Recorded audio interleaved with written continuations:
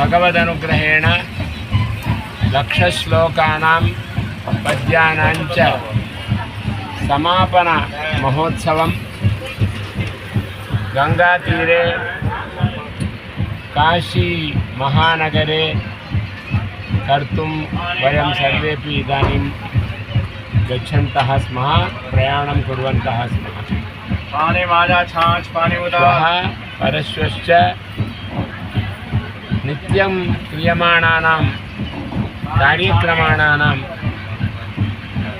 लक्षश्लोकपद्यपूरणकार्यक्रमं वयम् अत्र साधयामः। भगवते समर्पणं कुर्मः लक्षपद्यश्लोकान्। एवं गंगायाम् एव सभां कृत्वा